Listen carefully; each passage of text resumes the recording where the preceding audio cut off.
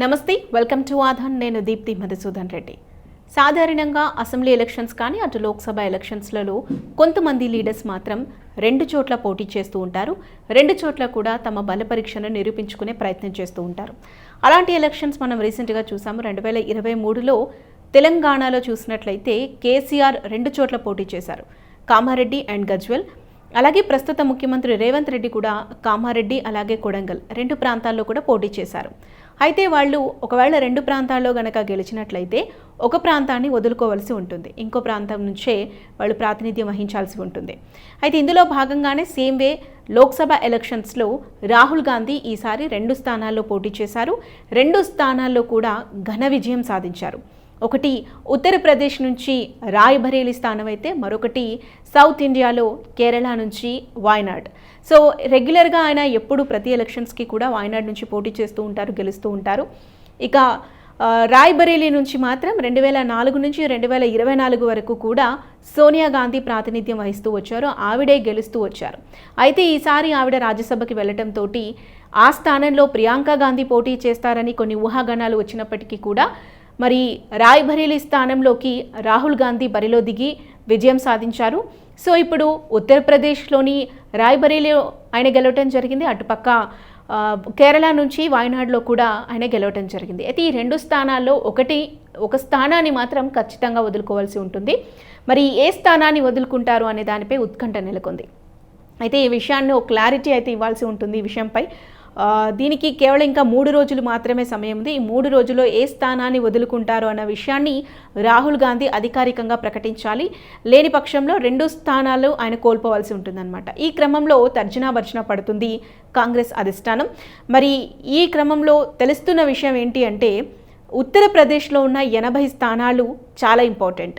అందులో ఈసారి లోక్సభ ఎలక్షన్స్లో అటు బీజేపీ కేవలం 33 స్థానాలకే పరిమితమైంది. కేవలం 33 పరిమితం అవ్వటమే కాకుండా ఏ విషయం అయితే బీజేపీని ఈసారి అధికారంలోకి తీసుకొస్తుంది అని ఆశాభావం వ్యక్తం చేశారో ఆ అయోధ్యలోనే బీజేపీ ఘోర ఓటమిని చవిచూసింది. మరి ఈ నేపథ్యంలో రాయ్బరేలీ అనేది చాలా ఇంపార్టెంట్. ఉత్తరప్రదేశ్లో కాంగ్రెస్ నిలదొక్కుకోవటం అనేది చాలా ఇంపార్టెంట్. అండ్ ఉన్న 80 స్థానాల్లో కాంగ్రెస్ ఇండివిజువల్గా కేవలం 6 స్థానాల్లో మాత్రమే గెలిచింది. సో ఈ నేపథ్యంలో రాయ్బరేలీలో రాహుల్ గాంధీ ఉండటం చాలా ఇంపార్టెంట్ అన్నది అందరూ భావిస్తున్నారు. అండ్ మరి అమేథీలో స్మృతి ఇరానీపై గెలిచినటువంటి కిషోర్ లాల్ కూడా ఇదే విషయాన్ని స్పష్టం చేయడం జరిగింది. అండ్ ఆయన రాహుల్ గాంధీకి సూచించడం కూడా జరిగింది, రాయ్బరేలీని ఎట్టి పరిస్థితుల్లో వదులుకోకూడదు, ఉత్తరప్రదేశ్లో కాంగ్రెస్ ఉండటం అనేది ఇప్పుడు చాలా అనివార్యం, ఇంపార్టెంట్ అనే విషయాన్ని పెద్దలైతే రాహుల్ గాంధీకి తెలియజేసే ప్రయత్నం చేస్తున్నారు.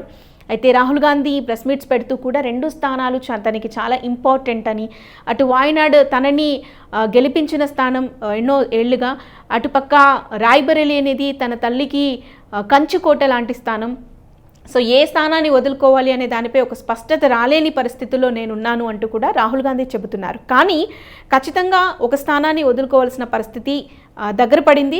సో ఈ క్రమంలో వాయనాడ్ని వదులుకోనున్నట్టుగా కూడా తెలుస్తుంది. అయితే మరి వాయనాడ్ని వదులుకోబోతున్నారు అన్న విషయం కూడా అక్కడి ప్రధాన కార్యదర్శి, కేరళ ప్రధాన కార్యదర్శి కూడా గత ప్రెస్ మీట్లో కూడా తెలియజేయడం జరిగింది. అయితే మరి వాయనాడ్ని వదులుకుంటే అక్కడ ఎవరు పోటీ చేస్తారు, మరి మరోసారి కాంగ్రెస్ గెలిచే అవకాశం ఉందా, ఏ విధంగా ఉండబోతుంది అనే దానిపై ఇప్పటికే చర్చలు కూడా సాగుతున్నాయి. మరి ఈ క్రమంలో వినిపిస్తున్న పేరు ఏంటంటే ప్రియాంక గాంధీ.